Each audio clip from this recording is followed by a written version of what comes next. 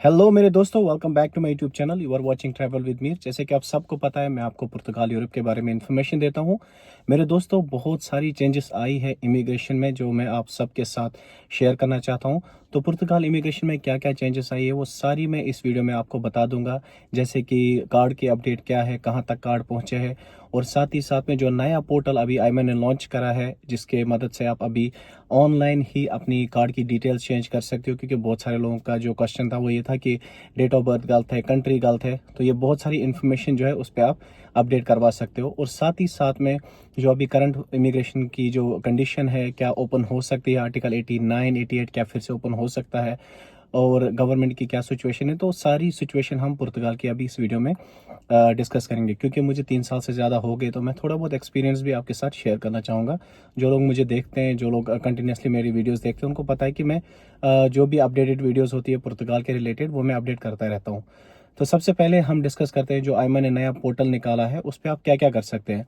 Link मैंने bio में दे रखी है, आप जाके चेक कर सकते हैं। उस पर क्लिक करना है, और क्लिक करने के बाद सिंपली आपको रीडायरेक्ट किया जाएगा आईमा की वेबसाइट पे। जैसे आप वेबसाइट पे जाओगे, वहां पर आपको दो ऑप्शंस दिखाई देंगे। एक ऑप्शन है सीपीएलपी के लिए, वो आपके लिए नहीं है, वो ब्राजीलियन लोगों के लिए है। दूसरा है वहां पर रेजिडेंसी कार्ड परमिट। अगर आप उस पर क्लिक करोगे, नीचे दूसरा ऑप्शन आएगा सब ऑप्शन, जिसमें आप देख सकते हैं कि अगर आपको अपनी डिटेल्स चेंज करनी है, जैसे आपका डेट ऑफ बर्थ हो गया, जैसे आपका जो है कंट्री ऑफ ओरिजिन हो गया, या कुछ और आपके नाम में कोई भी करेक्शन है वो करवानी है, तो वहां पर आपके क्लिक करके एक फॉर्म सबमिट करना है। उसके बाद आईमा आपको डेट देगी, और उस डेट के अकॉर्डिंग आप अपनी डिटेल जो है वो चेंज करवा सकते हैं। साथ ही साथ में जो सबसे ज़रूरी है, जिन दोस्तों का रेजिडेंसी कार्ड खो जाता था, उसके बाद इतनी बड़ी मुश्किलें होती थी कि कैसे अब हम दूसरा रेजिडेंसी कार्ड ले, यानी उसकी कॉपी कैसे ले। हम बहुत ही ज़्यादा सिंपल करा है। आपने जो है एफआईआर लॉन्च करवाना है, जहाँ भी जीएनआर है आपके, जहाँ पर भी आपका खोया है, चाहे दूसरी कंट्री में खोया है, चाहे पुर्तगाल में खोया है। और उसके बाद आपने उसी पोर्टल पे जाके अपनी डिटेल्स फिल करनी है। आईमा आपको कांटेक्ट करेगा, एक दिन देगा, और उसके बाद आप जो है अपना डुप्लीकेट रेजिडेंसी कार्ड ले सकते हैं। ये दो जो सवाल थे, ये अभी तक बहुत ज़्यादा आ रहे थे मेरे पास कि जो पोर्टल नया आया है उसमें हम क्या क्या कर सकते हैं। तो बस ये दो चीज़ें हो सकती है उसमें, उससे ज़्यादा कुछ नहीं हो सकता। अपनी कार्ड की डिटेल्स चेंज करवानी हो वो करवा सकते हो। साथ ही साथ में अगर आपको डुप्लीकेट कार्ड चाहिए, यानी आपका कार्ड खो गया, लॉस्ट एंड फाउंड, तो उस केस में आप दूसरा कार्ड उसमें रिक्वेस्ट कर सकते हैं। अब यहाँ पर दूसरी बात आती है कि अभी जो बायोमेट्रिक्स है वो कहाँ तक पहुँचे हैं, रेजिडेंसी कार्ड कहाँ तक आए। मेरे दोस्तों, जो लेटेस्ट अपडेट हमारे पास है वो है 4 दिसंबर, 5 दिसंबर, इवन कि 6 दिसंबर लोगों जिन्होंने बायोमेट्रिक किए थे महात्मा गांधी में, उन लोगों के पास कार्ड आ चुके हैं। और 25 नवंबर, 20 नवंबर, 21 नवंबर, 18 नवंबर, 19 नवंबर, जिनके बायोमेट्रिक हुए थे महात्मा गांधी में, उनके भी कार्ड्स आ चुके हैं। बहुत सारे ऐसे लोग हैं सितंबर, अक्टूबर, नवंबर से जिन लोगों के कार्ड नहीं आए, जैसे 4 नवंबर, 5 नवंबर, 6 नवंबर, उनके कार्ड नहीं आए हैं। इवन कि 10, 11, 12 और अक्टूबर 28, कुछ 31, और कुछ 4, 5, 6, 7, 8, ये जो सीरीज़ है इसमें भी कार्ड्स नहीं आए हैं। और सेम केस है, सेम सिनेरियो है सितंबर वालों के साथ, उनके भी कार्ड्स नहीं आए हैं कुछ लोगों के।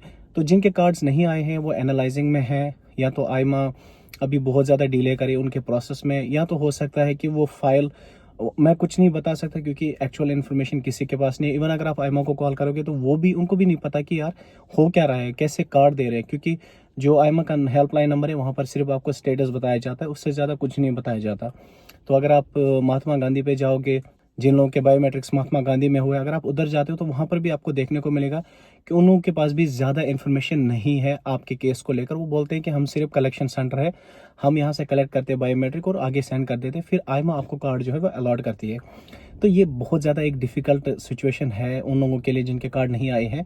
लेकिन पेशेंस के सिवा हम कुछ नहीं कर सकते। हमें पेशेंट रहना चाहिए, यहाँ पर वेट करना चाहिए, और चेक करते रहना चाहिए। अगर कोई फाल्ता है तो फाल्ता क्लियर करे, और अपडेट आपके जो है फाल्ता है वो कर दे, और उसके बाद हो सकता है जल्दी आपको कार्ड रिसीव हो जाए।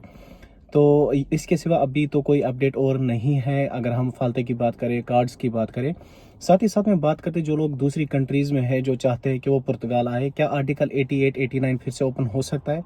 मेरे दोस्तों, अभी जो कंडीशन है करंटली पुर्तगाल में, उसको अगर हम देखें तो उसके हिसाब से आर्टिकल 88 89 का आना बहुत ही ज़्यादा डिफ़िकल्ट है। क्योंकि जो गवर्नमेंट यहाँ पर है, करंट गवर्नमेंट, वो जो है वो फॉल हो चुकी है, और इनके जो है नए फिर से इलेक्शंस हो जाएंगे पुर्तगाल के अप्रैल मई में।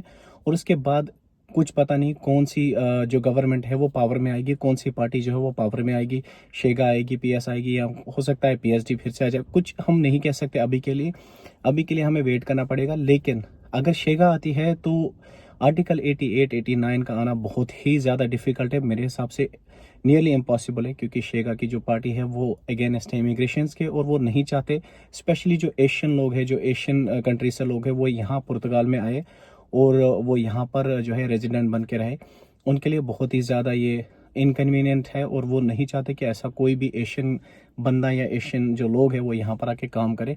उनको सिर्फ CPLP कंट्रीज जैसे जो पुर्तगीशी लैंग्वेज बोलने वाले लोग हैं उनको वो पसंद है, और वो चाहते हैं वो लोग यहाँ पर इमिग्रेंट बन के आए और काम करें। तो मेरे दोस्तों, ओवरऑल जो स्टूडेंट्स वीज़ा पे भी आते हैं उनको मैं थोड़ी इन्फॉर्मेशन भी दे देता हूँ यहाँ पर, कि अगर आप अभी भी स्टूडेंट वीज़ा पे आते हैं और यहाँ पर आप वोकेशनल कोर्स लेते हैं 1 साल का, उसके बाद आप कंटिन्यू अपना रेजिडेंसी कार्ड कर सकते हैं, पासपोर्ट ले सकते हैं। बहुत सारे बीच में न्यूज़ आई थी कि आप नहीं ले सकते, ऐसा कोई केस नहीं है। अगर आप वोकेशनल कोर्स लेते हैं 1 साल तक और उसके बाद आप कंटिन्यूली अपना रेजिडेंसी कार्ड यहाँ पर कंटिन्यू कर सकते हैं 5 साल के, और 5 साल के बाद आप अपना पासपोर्ट नॉर्मली जैसे लोग अप्लाई करते हैं वो अभी के लिए कर सकते हैं। अभी ऐसी कोई हार्ड रूल या अभी ऐसी कोई चेंज नहीं आई है पुर्तगाली इमिग्रेशन की तरफ से। तो अभी तक अगर हम सैलरी की बात करें मेरे दोस्तों, मैं इसमें थोड़ी बहुत इन्फॉर्मेशन आपको सैलरी में भी दे देता हूँ कि क्या अपडेट है 2024-25 में, क्या अपडेट आई है सैलरी में।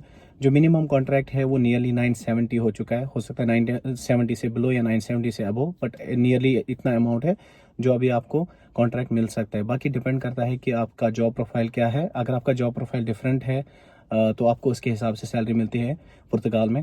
लेकिन पुर्तगाल में आप ज़्यादा एक्सपेक्ट नहीं कर सकते। अगर आप जो है होटल्स में काम करते हो एज ए वेटर या रिसेप्शनिस्ट, या अगर आप जो है किसी रेस्टोरेंट में काम करते हो, तो 970 1000 से ज़्यादा आप एक्सपेक्ट सैलरी नहीं कर सकते।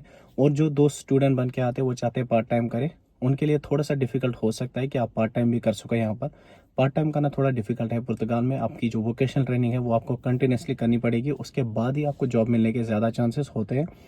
तो पार्ट टाइम डिपेंड करता है कि आप किस सिटी में रहते हो। फॉर एग्जांपल, अगर आप कोइम्ब्रा में जाते हो जहाँ पर यूनिवर्सिटी है, वहाँ पर पार्ट टाइम मिलने के चांसेस बहुत ज़्यादा कम होते हैं। लिस्बन में जाते हो वहाँ पर पार्ट टाइम मिलने के चांसेस बहुत ज़्यादा होते हैं, क्योंकि लिस्बन में बहुत सारी अपॉर्चुनिटीज़ है। और अगर आप पोर्तो में जाते हो तो वहाँ पर बहुत ही ज़्यादा अपॉर्चुनिटीज़ है आपके लिए, अगर आप वहाँ पर पार्ट टाइम करना चाहते हो और साथ ही में स्टडी भी करते हो। डिपेंड करता है कि आप कैसे अपने आप को प्रोग्रेस करवाते हो और आप कौन सी यूनिवर्सिटी चूज़ करते हो, लीनियंसी कितनी है, वो स्टूडेंट के लिए जो है ये इन्फॉर्मेशन है। जो लोग मुझसे बहुत ज़्यादा क्वेश्चन पूछ रहे थे, मैंने ये वीडियो मिक्सअप बनाई है जिसमें मैंने सारी इन्फॉर्मेशन एक ही टाइम पे दे रखी है, क्योंकि बहुत सारे लोगों के क्वेश्चंस आ रहे थे, डिफरेंट क्वेश्चंस थे। तो मैंने सोचा मैं एक ही वीडियो बना दूं जिसमें मैं आपके सारे क्वेश्चंस को आंसर कर दूं। बाकी मेरे दोस्तों, आने वाले जो भी अपडेट्स हैं वो मैं आपको बताता रहूँगा। बाकी जो लिंक है रेजिडेंसी कार्ड के लिए जो चेंजेस करने हैं आपने, या लॉस्ट रेजिडेंसी कार्ड आपने रिपोर्ट करना है और नया रेजिडेंसी कार्ड लेना है, उसकी लिंक आपको डिस्क्रिप्शन में मिलेगी। बाकी वीडियो को ज़्यादा से ज़्यादा लाइक करें मेरे दोस्तों, शेयर करें अपने दोस्तों के साथ, साथ ही साथ में अकाउंट को फॉलो करना ना भूलें। मैं मिलता हूँ अगली वीडियो में किसी नए अपडेट के साथ। तब तक के लिए अपने क्वेश्चंस आप कमेंट बॉक्स में लिख सकते हैं या मुझे मैसेज कर सकते हैं इंस्टाग्राम पे। अल्लाह हाफिज़।